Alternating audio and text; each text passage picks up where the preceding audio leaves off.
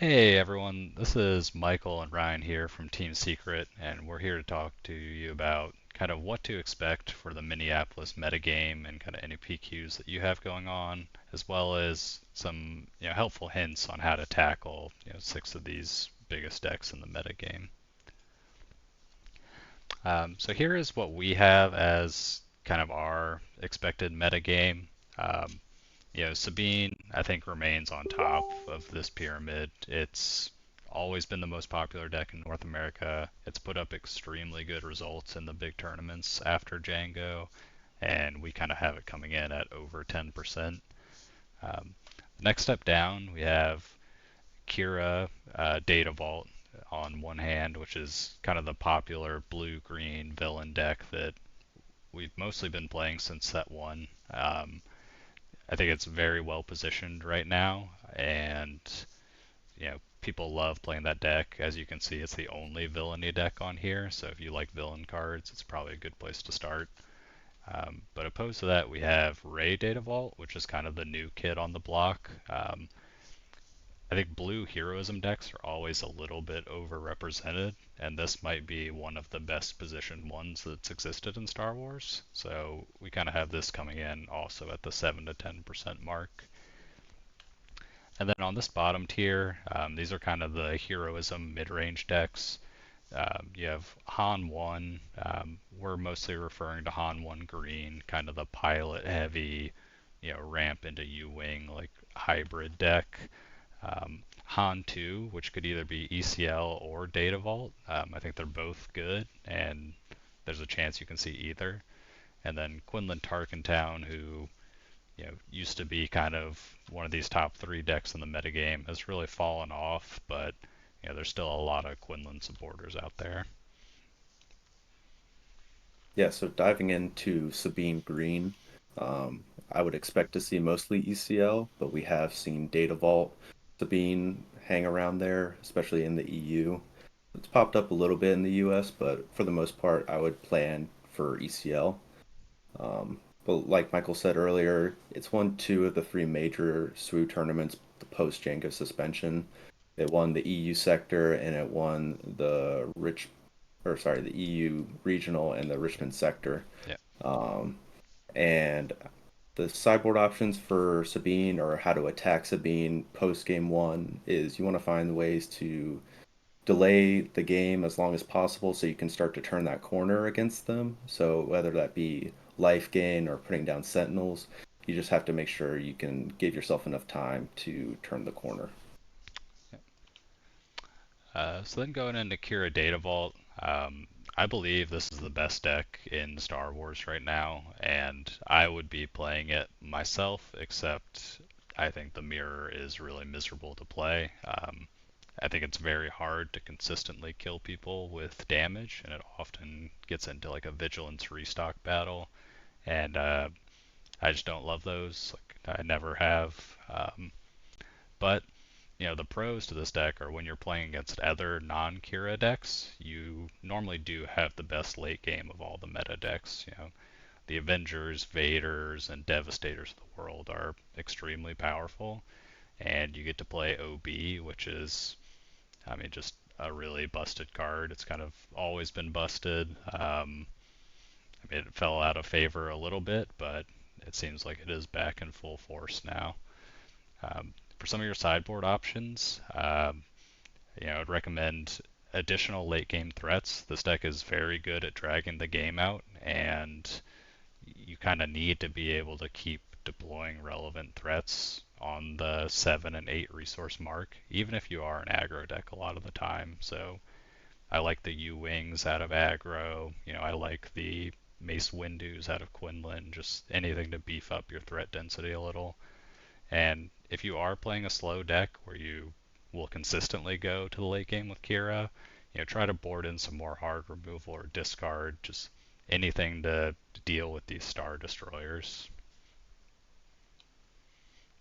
Speaking of decks that are going to take forever and will not kill you with damage in a quick way, we have Rey Data Vault. As you can see, there's three steps to playing this deck, and it's restore, draw cards, and then repeat that process. You have the best card in the game, arguably, with Luke Skywalker, but following that, we have Tech, who's a little bit better than the rest of the low-powered units, but then we have our Mon Mothmas and C-3POs and Akbars that we're hoping to buff up into a 3 power unit, so then we can finally attack for 3 damage to base, but it's going to take a while to get there. Um, but that being said, what this deck really wants to do is to get to that late game resource where they can just start recurring their Lukes with their home ones and playing their U-Wings and just trying to outvalue you. So the way to attack this deck is to really kill the value engine by killing their units like C3PO and Tex and stuff like that so they can't just uh, delay their actions and make you act first, basically. So the way to attack that with post game one is to add some more late game threats. So any of your like reinforcement walkers or like Palps returns or stuff like that that you can bring in to just keep pushing threats against these guys because they are limited with removal is going to be good. And then any card advantage that you can add to your deck, like card draw or recursion, is going to be good into this deck. So this gets us into Quinlan Tarkin Town. I think the deck that I'm unfortunately most known for at this point. Um, Quinlan's taken a really big downturn, but there is kind of a glimmer of hope for all the Quinlan fans out there. I think the Rey deck that we just talked about is, in my opinion, a favorable matchup. I know that's might be controversial, but I think the Han 2 matchup is pretty definitively favored for Quinlan. It's very hard for him to not give you Tarkentown value early on, and then his leader is so weak that he can't flip the board back in his favor very easily. Um, I think not a lot has changed for Quinlan, and if you've been playing a lot of this format, you probably know how to play against the deck already. But for sideboarding, either additional forms of card advantage, like Palp's Return is really good, where you can punish them for making you discard. Or if you can just increase the density of your smuggle cards, that helps a lot because it's a resource that they can't take out of your hand. And then the final deck we're going to talk about is kind of 2 decks, but we're mostly seeing Data Vault as one of the more popular versions in the US. However, there is an ECL version that was popularized by SIP in the EU. It's basically just trying to be a Sabine ECL with extra steps. You're trying to play 2 units on turn one and then just trying to go out of control where your opponent can't catch up. So it acts very similar to Sabine ECL. It might play a couple more big threats at the end, but for the most part, just expect a powerful ECL followed up with putting on a Dark Saber or finishing out the game with Cause or something. That being said, going into the more popular version that we've been seeing is Data Vault with our out of aspect Fellow of the Dragons. Really, really popular over here now. That just tells you how good their removal is in those colors.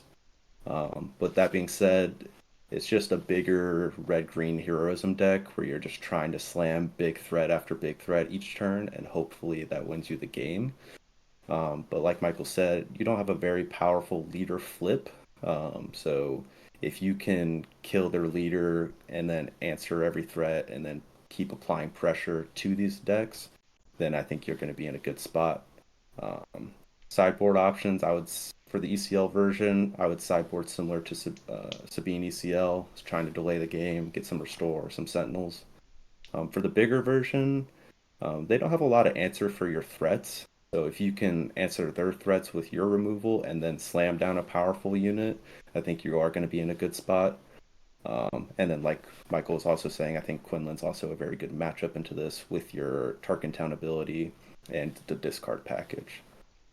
But with that being said, that's all we got for you today.